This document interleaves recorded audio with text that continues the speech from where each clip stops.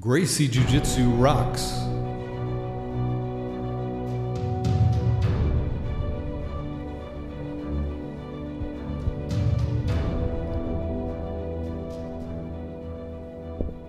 Welcome to the Gracie Jiu-Jitsu Rocks podcast, a podcast dedicated to Gracie Jiu-Jitsu and all things Gracie, including self-defense, competition, anti-bullying, women's self-defense and empowerment, nutrition, and most especially, the people involved in Gracie Jiu-Jitsu. This podcast is for the average Joe. It's for anyone who practices, trains, teaches, or just loves to talk about or hear about Gracie Jiu-Jitsu. We'll explore the lives of Gracie Jiu-Jitsu practitioners, how they got involved in the art, and what effect it's had on their lives. So buckle up and enjoy the ride.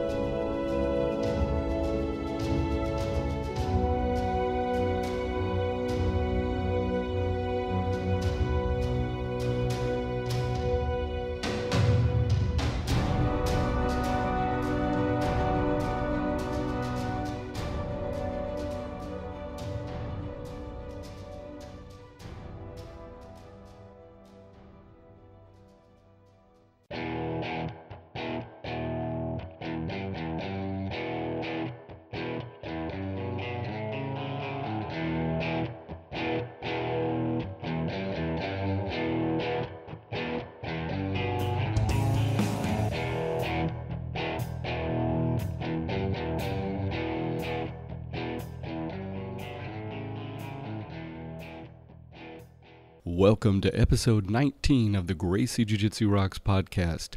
I'm your host, Marty Josie, and thanks for listening. Today my guest will be Nico De Haan, who's a Gracie Barra black belt, and I'm sure you're going to find him very interesting. Before we get to that, let's start with our jiu-jitsu quote. At first, repetition is what counts. I teach my students to repeat the moves to exhaustion, until it enters their subconscious, and they therefore can apply them automatically, without thinking.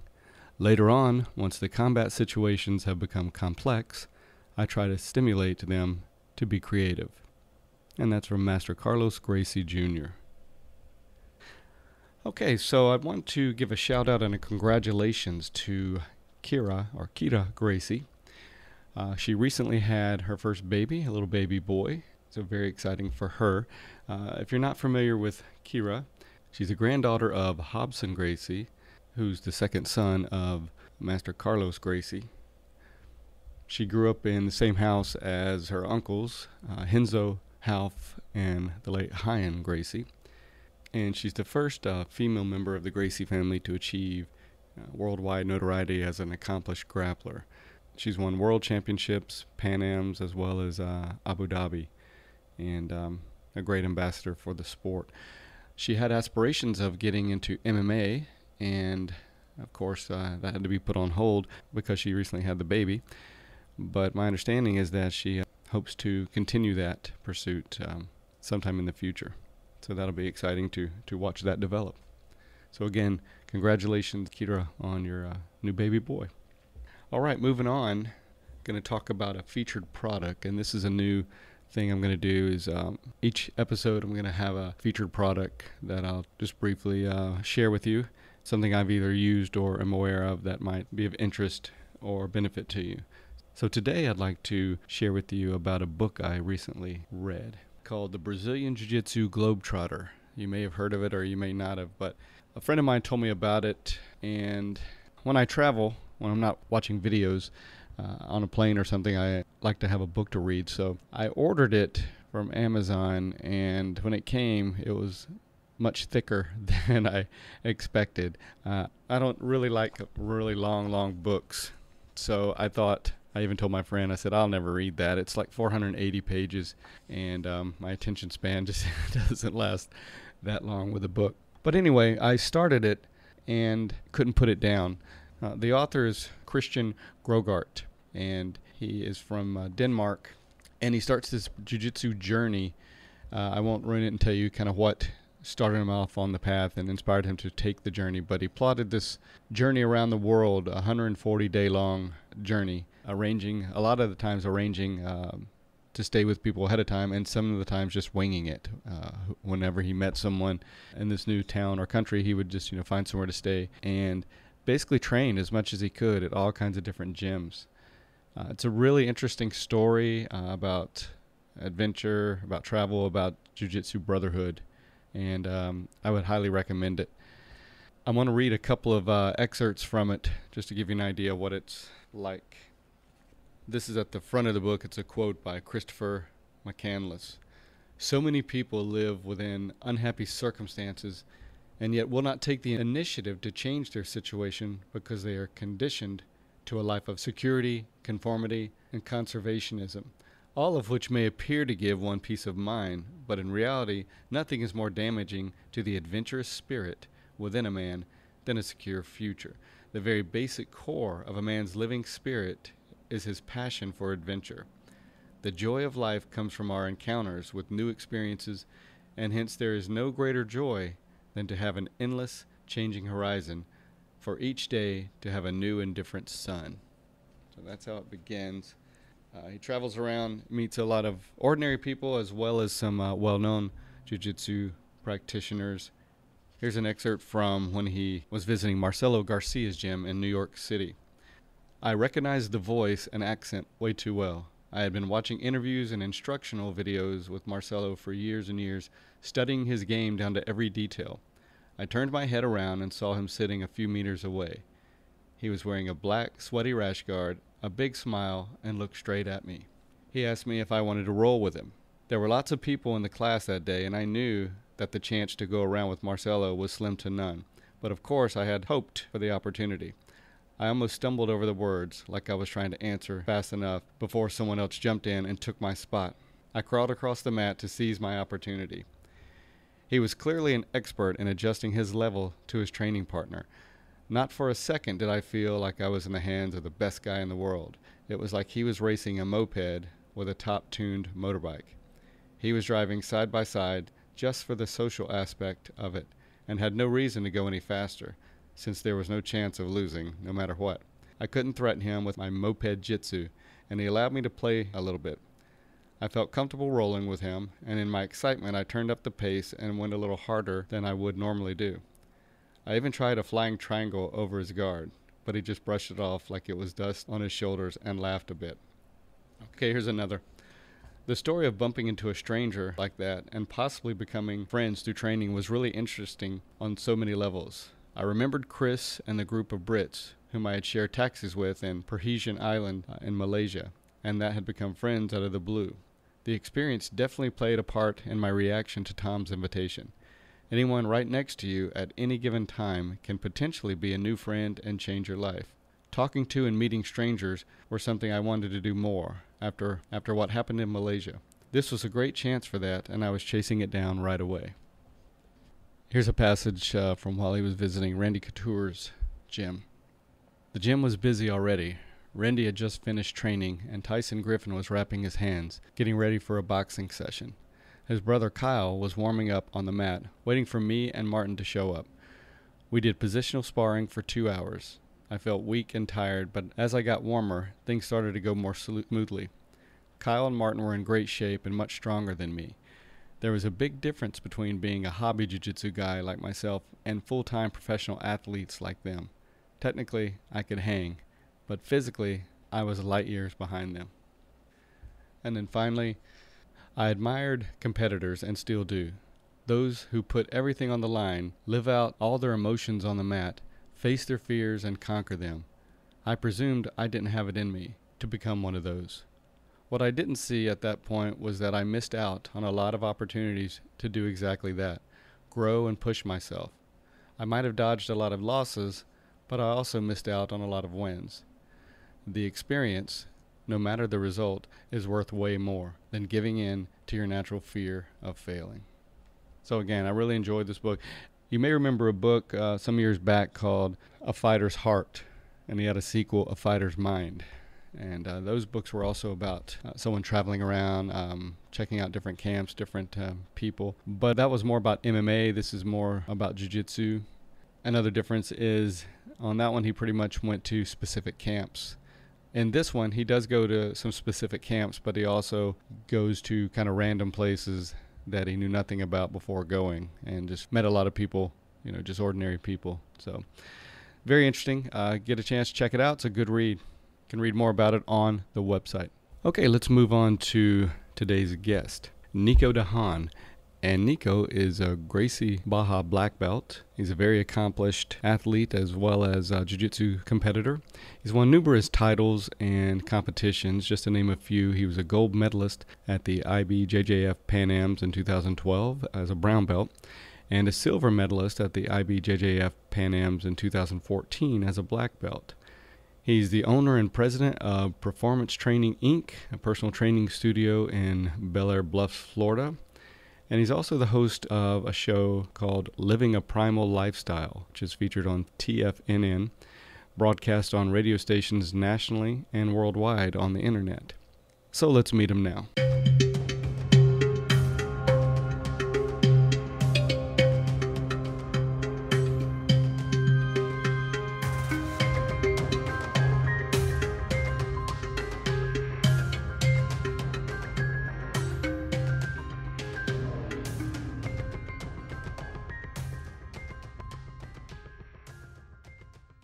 Okay, my guest today is Nico De Haan. Welcome, Nico, and thank you for being here. Well, thank you very much. I really appreciate you calling me. I'm very excited about talking to you.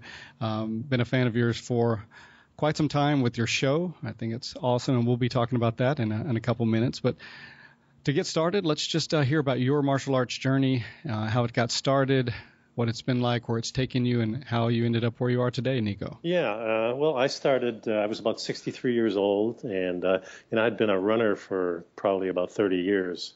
And, I started getting aches and pains, and, I've always been pretty good shape physically. And getting into my 60s, I thought, geez, there's something else that's really missing from what I'm doing. I'm doing strength training, I'm doing some running and trampoline work and things like that. But I always kind of admired the ground game in martial arts. And I had a friend of mine, Tom DeFiore, who's one of our black belts, and he does Pilates at my performance studio.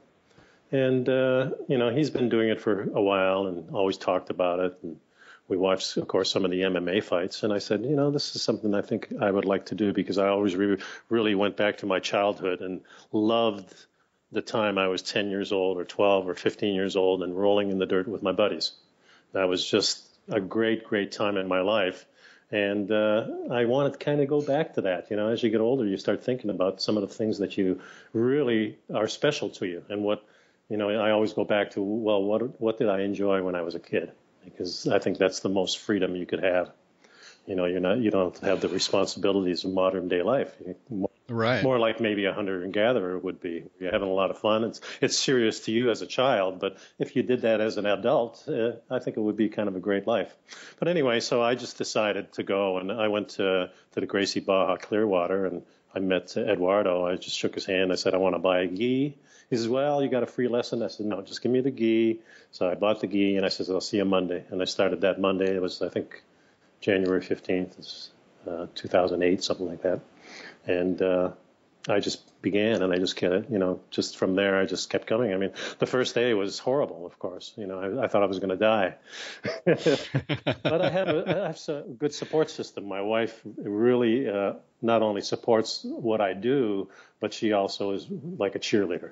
And so, wow. Even the first day when she saw me dying, crawling through the door, she just didn't say anything and just said, I'm glad you're doing this. This is good for you, and just encouraged me. So, started like any white belt, doesn't know anything, gets beat up, and you slowly learn. And, of course, the companionship and the camaraderie of a jiu-jitsu place is, really changes you if you're consistently going there. And, of course, then you're learning to protect yourself and learning a lot of things, not only about the game of jiu-jitsu, but I think you'll learn about yourself. Indeed. Of what not to give up, to keep on going. It's just another day. And when the negative things happen, like maybe you get hurt or psychologically something happens, you can just go back to saying, hey, this is what it's really all about, rolling with my buddies. And I just kept going from there. The journey was kind of fast. I went to a lot of classes, 3, 4, 5 days a week, a lot of times. And I didn't really start competing until I was a purple belt. I went to the Pan Ams. I had asked my professor, Eduardo, at a guy my age, could I compete? And I think I was maybe 65 at that time. Right? Wow, that's awesome.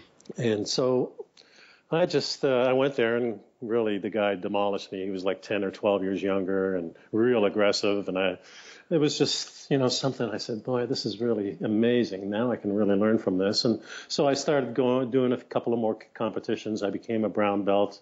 And then I said, I just want to keep doing this because of the feeling that you get when you're doing a competition and kind of preparing yourself for that. You start thinking a lot smarter, I think, about what you're doing with every aspect of your life, because jiu-jitsu is something that requires not only knowing the game, but also the stamina, and then the real intelligent part of the game where, guys who know the game are doing the same thing you're doing, and they know all the defenses to that. In fact, I think that you learn the defense first instead of the other way around. At least that's the way it worked for me. Yeah. So, as a black belt, that was a real honor, and it was, of course, a big surprise. I'd been a brown belt for 2 years, but I came up in purple belt. I think I was only a year in a purple belt and 2 years in a blue belt. So the purple went really fast for me, and I think it was because of the dedication. And I think my professor saw something in me that I really was determined that I was going to stick at it. Well, obviously, when you described going in and buying the gi, not trying out a lesson first, sounds like you were pretty committed, even before you actually went in. So I commend you for that, for sure. Well, I've always dove into things, much to the good parts of it, but also, there's negative things that happen too. That if you dive into something and you're not really thinking about what you're doing sometimes. But yeah, I always dive into things like that, and so I said I'm going to try it. Other people do it. Why can't I do it? And I really admire people who do this, because not only because of the stamina, but because of the dedication that it takes to be good at it. And then I think you get a lot smarter in every aspect of your life, like I said before. I agree completely. And I got to say, I knew you were around 70. Yeah, and turned 70. That's really great. I mean, it really inspires and motivates me when I hear of athletes or regular Joes that are getting a few years on them and really still living a healthy lifestyle, still active and really living with vibrancy and energy. And it's just great. I love seeing those examples or hearing about those examples. So thank you for being one of those examples. Well, thank you. I didn't realize you had gotten started so late though. That's it's really remarkable. In your 60s, just decide to start and take it up and not look back. I think that's really great. I thought that was the only way I was going to accomplish that. Yeah. I thought it was going to take me probably 10 years. I figured, to become a black belt, and it'll probably take me 10 years to become a decent black belt. That's the way you kind of feel about it. But it's a great journey, and being a black belt is humbling.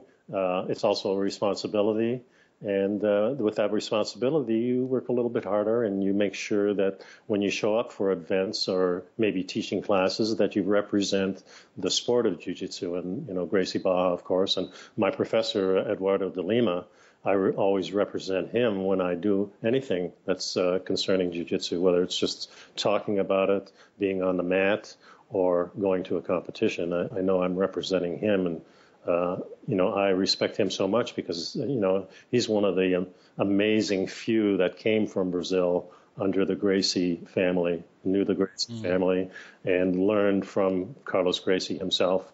And, 10, 15 years from now, people like this won't be teaching anymore. There's a whole slew of them that are, but they won't be around. So people will be learning from people who heard of these people or worked under these people. And that's different. We're kind of like it's kind of like if you were learning how to take care of yourself with a sword and a battle axe and things, and you learned from one of the great 300 Spartans or something, That's right, the way I feel about it. So it's an honor to be part of that. When I first started, we were in this this garage thing that we didn't have any air conditioning, just open both sliding doors on both ends, and the wind would come, and it was 100 degrees outside. It didn't matter. We would still fight, and that changes. There's not many places like that anymore. That's true. That's true. But what a great honor and privilege for you to be in that situation and under that master. Yeah. Before we, I don't want to harp on the age thing, and before we move away from it, though, I wanted to see if you have any advice or insight for people that are getting a little older and just thinking about starting jiu-jitsu, or if they're already practicing jiu-jitsu and find themselves getting on up in years. Do you have any thoughts that might help those people, including myself? Yeah, I think the best thing for me was to actually know a little bit about how it works in athletics. I mean, when you're talking jiu-jitsu, it's more like a sport. It's more like dancing almost, where you can get injured. So you have to really protect yourself in different ways until you become more fluid on the mat. And as the years go by, that happens, but you have to really be careful as you get older because things may be a little more brittle. I don't think they necessarily have to be. I think my bones are really strong, but that has to do with the way I eat and, my diet and my lifestyle. Because I think if you're on a proper diet, I think that makes a world of difference. I think diet comes before just about everything else in my life. Because, of course, the air I breathe and the water I drink, too. So anything you take in your body is very, very important to how you can perform mentally and physically. Absolutely. And in keeping with that, let's talk a little bit about paleo lifestyle that you live and tell us about how your show got started as well. Well, actually, my paleo lifestyle, which I call primal because I don't think we have any of the paleolithic foods anymore, but what we're trying to do is kind of imitate the kind of philosophy that the people in the wild have and what they actually eat. So I had to really educate myself. My sister actually gave me a book on the paleo living and the philosophy behind it. And from that, I really started investigating because I'd always really been interested in my diet, but was never complete. I'm always searching for things. I did all the little diets, all the way from macrobiotics back in the 60s and all the way through to the 40-30 diet and the Atkins diet and all those diets. And until I started reading about the ancestral style, about where this comes from and why people who are indigenous people who still eat in their traditional manner are much healthier than people who have changed to what we call a modern diet. And a modern diet really is centered around foods that were in those, maybe 10,000 years ago were considered starvation foods. We'll eat this because we want to live, not because it's healthy. And they probably also did a lot of other things to their foods, like their grains, especially because when you think about eating, at least the way I think, it has to be local, and it has to be seasonal, and it has to be fresh. And it also has to be, if you can eat it raw, it's probably healthy. And if you can't eat it raw, it's probably not healthy. So that's the kind of way I look at food. And so if you're looking at grains and beans and things like that, and you're growing a crop, those seeds, those are like the reproductive parts of plants. They're protected, and they go into kind of a stasis, and they're protected by toxins. And they're only there for a few weeks in the year. So if you're eating seasonally and locally, you'd be eating some seeds here and there. It wouldn't be a staple all year round. And probably what would happen is your body would react to it in such a way to elevate your immune system. And this would happen in the fall. And your immune system would be boosted for the winter. So when you look at the whole life cycle of these plants, and these are just grass seeds. So, grass seeds are kind of temporary plants. They're annuals. They're only reproduced by the seed. They die annually. So there always has to be a new crop of them. And they're kind of fillers. So when there's a fire, these things kind of fly in with the seeds, and they fill up the ground, and they grow really fast until the real great plants like the trees and the brush and stuff like that, who have deep roots that stay alive for years and years, take over the land. So grass seeds were just temporary plants. And we've made them into fields and fields of golden, whatever. Yeah. That, killed more species probably by agriculture than we have by raising animals and killing them or just shooting them in the wild, which would be my preference. I think the wilder the animal is, it's probably better for us from a standpoint of how our genes and how our body accepts it and gives us the energy that we need. Because, I've read lots of books on American Indians, and I remember one of the chiefs was annoyed by the military back in the 1800s when they started feeding them grass-fed beef, which we think now is such a great thing, the top of the chain. Right. No, he says, these are inferior. You did away with our buffalo, and you give us this inferior meat. That's quite a perspective there, because now we think it's the top. So no, the top is probably animals that are free to choose their own food and to survive, so their genes are strong, and then they're out there foraging all day, and we can eat that, and that gives us lots of packed energy. I mean, that's a good piece of meat with the fat that's in there is exactly what we as human beings I think really need to be healthy. And that's my opinion. There's two ways of looking at it. And one of the ways I look at it is through fuel. What fuels me? And it's not protein. Protein builds my muscles and keeps rebuilding those muscles and everything. But what fuels me is either carbohydrates or fat. Those are the only two fuels we have. And if you're a carbohydrate burner, which most people in the United States are, because they eat a lot of fast food, which is filled with grains. They eat a lot of cereals. They eat a lot of bread, and they eat a lot of other carbohydrates. And when that happens, your body stops processing the food it starts processing them in a different way. Because if you're eating meat and fat, your body uses the hydrochloric acid. But if you're using the other stuff, it sits in your body for a while. It has to ferment for your body to be able to react to it. So meat and fat gets dissolved very fast. In fact, fats sort of melts into your body, and a lot of the real healthy fats, they get absorbed in the intestinal walls. They don't even go through the grinding and, the stomach acid part. Right. So we need very little protein, maybe 20% protein of our food. And then we need a lot of real healthy fats, maybe 60 or 70%. And then we need a little carbohydrates. And the carbohydrates help us get extra energy because that's stored in our muscles. Now, the fat is stored all over our body, so it's always readily available for us to burn.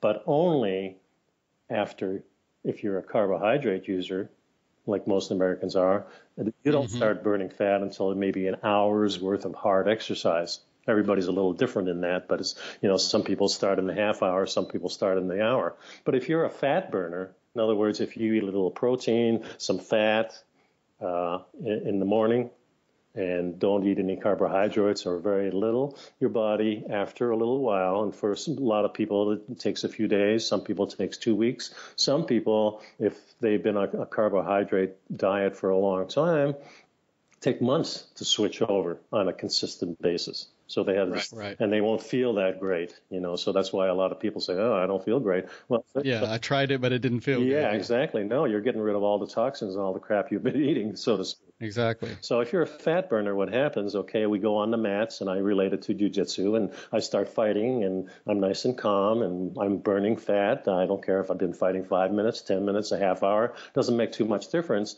My carbohydrate burn comes when I need it. When I'm throwing somebody around, or I need that extra grip, or I need that extra burst, or I'm taking somebody down, that stuff is stored in my muscles. It reacts very fast. But if you're in a carbohydrate part and you're just 10 minutes into the exercise, you're burning carbohydrates. You can't switch back to fat. You don't have that luxury. And the two types of fuel are kind of like the fats are like the gasoline, but the carbohydrates is like hydroglycerin. So when you're using carbohydrates, if you're using your nitro, you can't switch over to the gasoline. When you're out of nitro in 2 hours, you got nothing else. You get cranky, your mind goes buzzy, everything happens. With fat, you can run fat all day long, all night long, maybe for a few days. because we all have, even if you're only 6% fat, you've got plenty of fat for fuel for a few days. And then you have a little bit extra in the carbohydrates. It's a wonderful world. I've heard it said that the carbohydrates should be like the kindling to build the fire, but it shouldn't be, the main logs to burn your fire. I know that two things that I think for the general public to rethink, the notion that eating fat makes you fat, Right. and the other that lots of grains are healthy, the more the better. But a couple of books that really opened my eyes as far as grains is Wheat Belly and then Grain Brain, and those are definitely great ones. Good ones. Yeah, there's so much information out there now, Marty. I'll tell you, you can go to ancestral.com. In fact, on my website, livingaprimal.lifestyle.com, I've got a section in with all kinds of videos and places you can go that will tell you all about this. It's no secret. It's not mainstream. I don't know if it'll ever be mainstream because, the media is really run by people who are making our food. Right. So it's very, very difficult to get this message across. But, you're talking about hundreds and hundreds of doctors that are practicing, that are using this as their ticket for getting their clients well, which, we all have to get back to that. The days of the doctor making millions of dollars, unless you're a real specialist, for the common doctor, you're probably not going to, which... why do you need that much anyway, as far as I'm concerned? I think the peasant life is a noble life myself, but I think it should be, the peasant's life should be a glorious life. And unfortunately, we kind of turn it around that the poor people, they're lazy, and they're not. Poor people work harder than the rich people most of the time. It's just the way our whole thing is set up. I was reading an interesting article on chaos theory, and the guy was talking about that governments have really taken the role of trying to establish us in a kind of hygiene setting and a moral setting and all these different functions that they're trying to do for us, when chaos theory really says that we as human beings are kind of like the stars and the planets and all of life, that we self-organize if we're not interrupted. So if there was no federal government and state government, we'd get along just fine. In fact, we get better because that's our natural way. We'd organize to accomplish much more than we're accomplishing now. Interesting. Yeah, so I think it's always has to start from within, and that's why dedication in jiu-jitsu always starts from within. Our society has to start from within, and we have to kind of forget what's out there. It's and kind of disconnect with some of this, the stuff that we're getting, especially over the boob tube, TV, and it's full of advertising. We need that to survive, but I think we've overblown the whole thing into just money making and having the select few people to control us, So we can get into wild theories, but I think that generally that's the case. I agree completely. So let's talk a little bit about you being a personal trainer.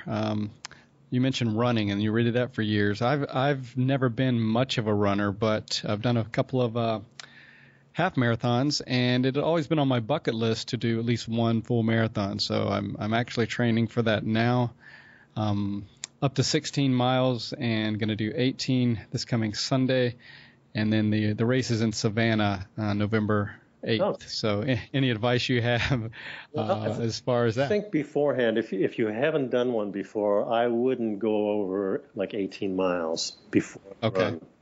And because it's going to be just as miserable at 20 miles if you've done it before or you have. That's about all I can say. I had a marathon. I ran a decent time in the 3:20s. And wow. I was trying to qualify for Boston at the time. I was in my 30s. I think I was 35. And I missed it because I had just going into the new age group, and they needed, I think, 3:15s is what I needed to do in my age group, and so I missed it. But so that's the only one I really did, and it was good. It's a very learning experience in how far your body can go. I always enjoyed the 10 milers when I was training. That was always my favorite run, to go for 10 miles and feel really good. and your body can do that. I think running marathons, I think, is beyond many people's capability. If you're doing it, over and over again, Right. It'll destroy some of, the training itself will destroy your knees and stuff like that, especially running the way we've been running the last 20 or 30 years with the elevated heels. Right. So this is my one and only for sure. I'm definitely not going to become a serial marathoner after this. So I'm enjoying the experience, but I'm going to be glad when it's over as well. Yeah. And I am planning to hold it at 18 for the training, and it's a little frustrating as well, the whole process, because I just turned 51, and my recovery ability is there's only so much I can do in a week, and I don't want to take away time from jiu-jitsu. Right. So I have had to, have more rest days because of the training, and I'll be glad when that's over so I can get back to fully concentrating on jiu-jitsu. Sure. So. Well, once you've done 16, 18 miles, the process. You just know it's going to get a little worse in the last, 10% of the marathon. It's just inevitable. But if you prepare and just take it slow, I think it took me an hour to finish the last 7 miles. Oh, wow. Well, I'm the world's slowest runner ever, I believe, and that's okay. I'm not going for any kind of time. I just want to finish. In fact, I had to make sure this marathon didn't have a time limit, so it would run out on me. Well, that's a wise decision, taking your time and enjoy it, because it's quite an accomplishment to do that. And you're an athlete too, so the process you go through to prepare yourself and the condition that you need to be in to do something. So you'll be fine. Well, thanks. I appreciate the encouragement. So what about your time when you're not on the mat and not doing your show, Nico? Do you have any hobbies or things you like to do on your spare time, if you have any? Yeah, well, I spend a lot of time with my wife. So we met a little over 20 years ago, and we've been together ever since. We kind of met and immediately knew that we were soulmates. And oh, wow. She enjoys the same thing I do. She doesn't participate in jiu-jitsu. She doesn't like that part of it, but she enjoys MMA, and she likes watching hockey and all the things that I like. So we spend a lot of time watching sports. She loves to read. She does presentations. She's an attorney, and she does lots of presentations, and I'll help her with some of the presentations or some of the audio, video type of things that she needs to do. And the rest of the time, we're planning little vacations here and there, traveling a little bit. She's still going to work a few more years. And I still have my personal training business, and I do clients just in the morning. So I get there about 6 or 6:30 in the morning and have clients till about 10 or 11. Then I go jiu-jitsu for a couple hours. And when I come home, I'm working on a newsletter, or I've been writing a book, so I've been working on that. And that takes quite a bit of time, too.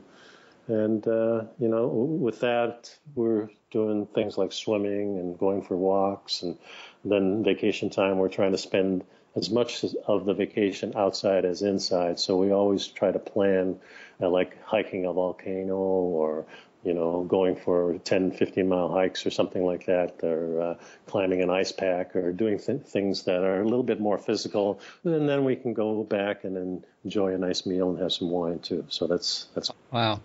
Sounds like a great life. It is. Life is very good. We positioned ourselves decently, so by the time we decide to both retire and my wife takes Social Security, we can live off the Social Security, and everything else that we make is kind of a bonus, too. So that's nice. I'm launching a product, too, which is called the Primal Edge, and it's a liquid vitamin supplement that really encompasses just about everything as far as that you need in addition to the food. You have to, of course, start with the food, but our soil is so depleted that I've always felt, and with my partner Paige, we kind of came up with this theory of what we need, and we contacted a chemist friend of hers, and for about 6 months started working on a formula that we were happy with, and then we kind of tried it, and so we're going to launch it this Friday on our show. That's exciting. And then, so that's exciting. It's something else to do, and I've been taking it for about 3 months, and I feel like this is really something that people would like, a decent price, and a great product. And it's based on this soil additives, which are called humic and fulvic acid, And these are the kind of carriers for the vitamins that open cells up and tell the cells, okay, this, you can accept this and we can take this out. So you kind of detox and you kind of get the good stuff at the same time. And through this process, you get about 95 to 99% of the vitamin actually goes into the cells and start working. And if you don't have these acids that kind of knock on the cell's doors, you're probably not getting much of the nutrition because it's not being fueled by the stuff that's missing from our soil. So it's not just what you put in your mouth, it's what actually makes it into your cells. Right? That's exactly the thing. So, by eating right and trying to get the best animal source of protein and these real good fats, and there's a lot of good fats around these days that just about everybody carries, like MCT oil, which really just absorbs through the intestinal wall almost immediately. Bodybuilders had used that for years just to. Yeah, I remember that from way back. Yeah. I had a lot of friends that were into it, and that was a big deal. And then people don't realize that everything. You look at a lot of these vitamins, like vitamin E and all these fish oils. They're all fats, and fats is really what's missing. That's what. It controls our body and also allows all the electrical system to work. We're electric beings, and we get electricity from the sun and from the earth, and that has to be an ionic exchange with your vitamins. It's just not a dead thing going in there. It's alive and it's charged. And when everything is working right, you really feel good, and you don't get the colds and the problems that come up every day. I can't remember, I think Saturday, my wife and I both got kind of a scratchy throat. We had like a cold front coming through, and I could feel it, I said, okay, tonight we're going to take it easy, and the next morning it was gone. And that's pretty much what happens to us. Mm-hmm. We don't really get sick, and we sleep well, and that's important too. So, it's a really good life. We're in a good spot, and I'm really enjoying what I'm doing. And the fact that I can stay active and even compete is, just as thrilling for me as when people see me and say, boy, that's really cool. I say, yeah, I'm feeling that way too. Yeah, that is, like I said, it really inspires and motivates me to keep on going and strive for that as well. And also add to the great life you're living, not only the things you just mentioned, but the lives that you're touching and by motivating and inspiring people. That's really great. It's very important. My dad was the one who inspired me.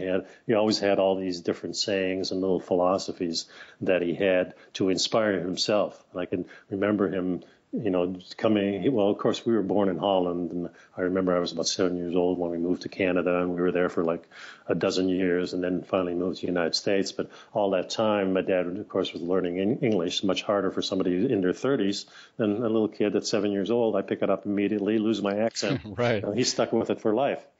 But he had all these real good philosophies and taught me many wise little things that I still, go back and listen to it, and I go, wow, yeah. You don't realize it till 10 years after he said it, but that's the way things work. You get a little bit of experience in life, and then you kind of relate to what he said. He always told himself he was, how can I be this lucky, and how can I get lucky? And that's great. You create good things when that happens, because you're pointing in a direction that's positive. And he was always said, the first thing you always need to do is be kind. And that kind of drew me to jiu-jitsu too, because of the respect, the kindness, and we're fighting for our lives, but we have the tap and everybody's respectful. And when somebody beats me, I say congratulations, and I beat them. They say congratulations. It's usually a great thing because you learn something from that. And it's also great that guy can do something. So it's, my dad taught me a lot, and there's been a lot of people like that. And my wife now, she comes up with great ideas and so positive all the time. And when something negative happens, we always say to ourselves, okay, how can we improve this? Or how can we learn from this? And I think it's important to think along those lines and not pick out the bad parts. I agree. There's always different things you can focus on in any situation, and it's up to you on what you are going to focus, right? Yeah. One thing I really like to do is start my morning with questions, and I think the happiest people are the ones that are most grateful, have the most gratitude. And so one of the questions I ask is, what am I grateful for? What am I most grateful for in my life right now?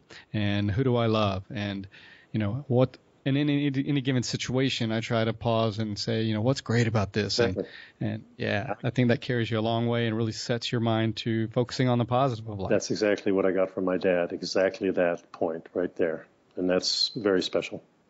And that has lasted you through a lifetime, and yeah. No telling how much that's influenced every bit of your life. Oh, it's completely. And then I think about my son and how I want to influence him.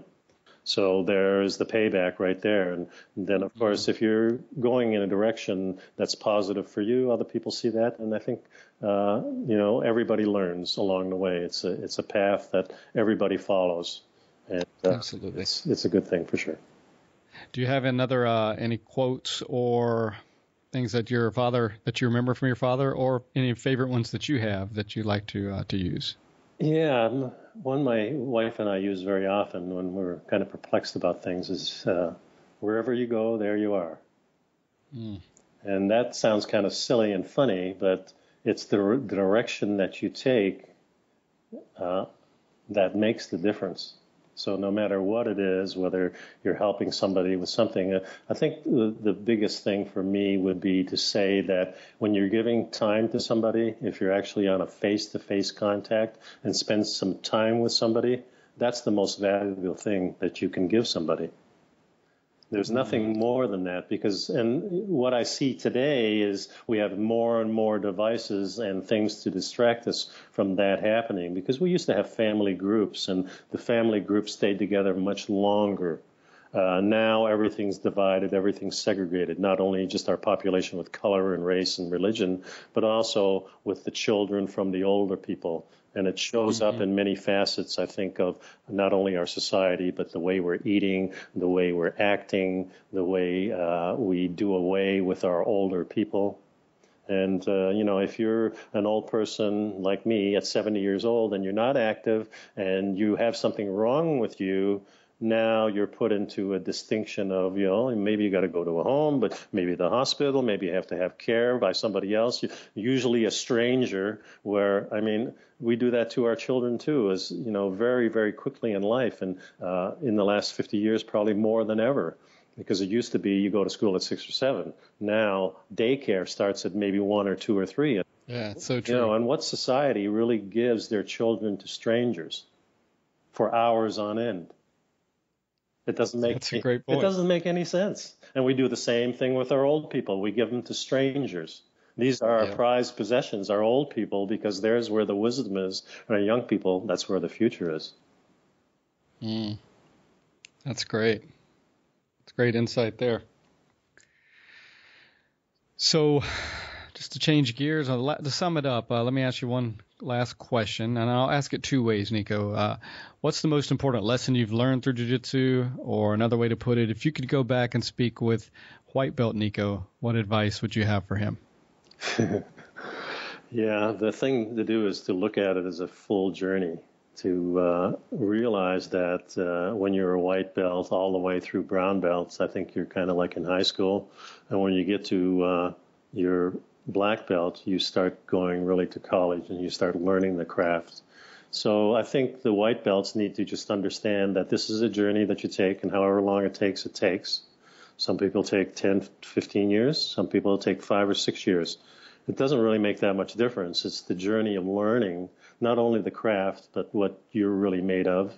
And then in the aspect of health, it gives you a chance to really stick to what makes you healthy physically, mentally, and look at what you're eating and do some exploring those things, because you can't do that full term, I think, and be on a diet that ages you like the average American diet does. Ages you very quickly and will land you up in a hospital, and you'll be dying with strangers. So true. So true. Well, I want to say thank you so much for your time and all the insight. You obviously have a lot of great insight and knowledge, so thank you for sharing just a little bit of that with us. I really appreciate you calling me, and it was Tell us again your website where anybody's interested in your products or just the information you have. Yeah, it's living at primallifestyle.com. You can also get through there by going to tfnn.com. That's where my shows, they air every Friday on the website. There's several stations around the nation that do an audio to it, radio stations, AM stations. There's about, I think, 20 around the nation. I don't have a list of them, but the internet is really the best place. You can actually see the podcast. And I have them on my website, of course, and I'll have them on TFNN, so you can see all the past ones. I think I've been doing it about 5 years. And with Paige, my partner, about 2 years. And she's a real asset because she's very, very knowledgeable in the vitamins, minerals, and how your body works. She's a natural healer. So, awesome. Yeah, she's an awesome gal, and we have a lot of fun on the show. And it shows on the show. Yeah, it's just we don't talk all week. We kind of send things back and forth on articles and things, and we kind of try to deconstruct them, see if they make sense to us, and just kind of have a conversation. So nothing's ever planned except maybe a topic here or two, and once in a while we even have a guest. I had Nora Gagatas on, and a few of those people from the Paleo Lifestyle. But I really wanted to keep it as a conversation about the average person who's really trying to learn about diet and health. Well, great. I encourage everybody to check that out. And again, thank you. You're a shining example of someone walking their talk, so to speak, and someone we can certainly model ourselves after with the way you're living your life and the jiu-jitsu and everything. So again, thank you so much, Nico. I appreciate it. And it's been a pleasure. Thank you so much.